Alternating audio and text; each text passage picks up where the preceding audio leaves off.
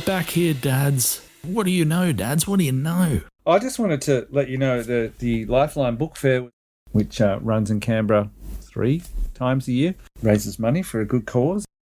And I found a book which I was going to just pick up and put down called Pardon Me for Mentioning Unpublished Letters to the Age and the Sydney Morning Herald. And I thought, and I picked it up and I was like, whatever. And no word of a lie, this is the first page I turned to, and so I had to buy it.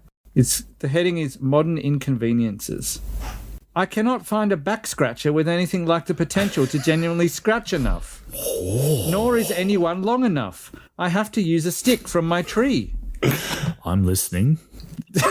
The tissue box is another problem. Halfway, my remaining 112 tissues disappear down the dark bottom. However, I've beaten that problem. You open the side and pop in a book to bolster it up. Where is the government we truly need? Oh, my God. So there you go. And can I just ask a question, please? How can it have that title when those letters are literally published in that book? I do not know. Meta questions aside, can we have one of those? Like, are they good enough to have maybe a reading per app?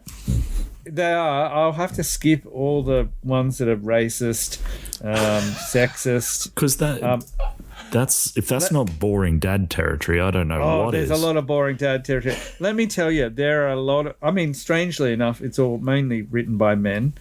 And there are a lot of men who just want to write their letter in poetic form, maybe in a limerick, maybe in a parody song, and they are not good. Yeah, the poetry to the that gets published in the letters section always tends to have one line or two that's got 3 syllables too many. They're just going, I can't cut any of this. It's all too good. No. It's all got a jam in there.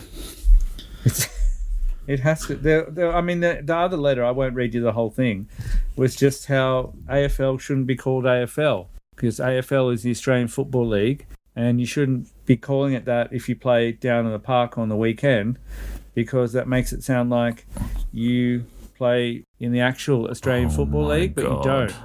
So, and that's quite a long letter. That's me paraphrasing a 1.5-page letter about the AFL. But the pedantry.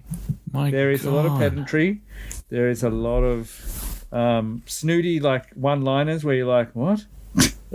Where you're like, okay. All right, well, pick us out a nice one for next time we record. What are the odds? So you pick it up, first thing you read is someone scratching their back with a stick. I know, of course my ears pricked up immediately, of course. But you start talking about carrots. Amateur, this guy. Yeah. All right, well, look, I'll keep this as short and unpleasant as I can. Mm-hmm. I got tradied. Oh. Fellas. Tell us about it, buddy. Yeah, look. Sit down. Yeah. I think I broke a dad commandment too, thou shalt always act blokey around tradies. I didn't really get the opportunity. I was too kind of blindsided. Oh. And I got stitched up by my wife, right? Mm-hmm. Most of the time I'm in the office on the weekdays these days, but on this one particular day I was at home. And just after the kids had trotted off to school, my wife says, oh, by the way, a plumber's coming to look at the tap upstairs. First I heard this. What about the tap upstairs? What's wrong with it? And she hadn't told me there was anything wrong with it. It's making a high-pitched noise. We had the new taps put in recently, and now they were making a bit of a screeching noise. But, yeah, no one had told me, so I didn't have any opportunity to go and apply a bit of dad scowling or chin rubbing at the situation. Bit of hands on hips staring. So, yeah, my wife says, he thinks it might just need some tightening up. And, I'm sitting there going like, oh, man, I could probably have done that.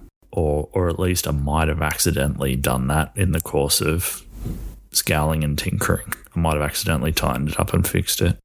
So I'm sitting there a bit annoyed that no one's bothered to tell me. The tradie turns up And Mish hasn't had a shower. She's still in her pajamas or anything. So she goes, "Can you go let him in and talk to him?" And the tradie looks a bit surprised to see me there. And I don't know if it was surprise because he'd been talking to a lady and now there's some dude standing there looking at him, or because, if there's a dude here, why am I here? But then, so I said to him, "Oh, my wife says that you think it just needs a bit of a tighten." And he gave me a bit of a smirk and went, "Yeah, I think that's all it is." And off he went. So, look, I'm no stranger to being alphaed by tradies. That's fine, right? Yeah. I'm used to it. But in this case, it feels like a massive injustice that's been done, because it's not like I could grab his shoulder, spin him round and say, "Now you listen, my wife's just shafted me here. She didn't tell me about this tap until about 10 minutes ago. I didn't get the chance to look at it, so wipe that fucking smirk off your face, mate." I can't do that. That would have been the reasonable thing to do, though. So I've just got to sit there, and while he tinkers, like, quite easily fixes it and then comes back downstairs, and I've just got to sit there because, he's got to walk past me while I'm sitting there like a lump on the lounge. Let's be honest, I probably wouldn't have fixed it. So I'm just sitting there all kind of indignant that I didn't get the opportunity to not fix it. So, yeah, I certainly didn't look or feel blokey around this tradie. And I got blindsided and I feel dudded. And I just wanted to share that with my friends. It's hard, isn't it, when things happen so quickly and all of a sudden your day is just being completely inverted and you're none the wiser. That's right. Yeah, just the look, I think it just needs a tighten. Yeah, that's about it. I still see that face. Easy. Still see it.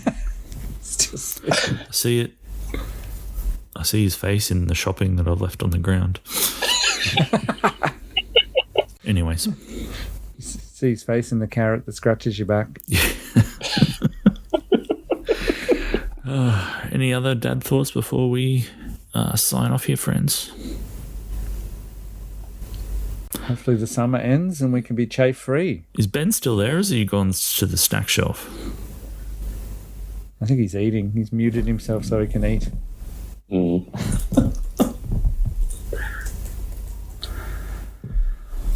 right. Well, I guess we'll just go. We've still got, even after all these years of podcasting, we've got the snappy sign-offs. Down pat. Yep. Always go. With energy. Stick and move. All right. Thanks, fellas. And, of course, listeners, tell people about this if you want to. If you want to hear more about sad dads getting alphaed by tradies or... Homemade giant biscuits. There was a fair bit of biscuit chat last episode, yeah. Yeah. If you've got a friend who's interested in that gear, let them know about this, please. Yeah. Does anyone do weird stuff with a tissue box and a book? Yeah. Because they can't find the tissues? Anyway. It's a very loaded comment. Loaded. Maybe don't respond with that one. Yeah, right. I'll rephrase it maybe next time. Rich should have rephrased it too. All right. We're just babbling now, so bye all. Good night. Good night. Good night. That was we go. Yes.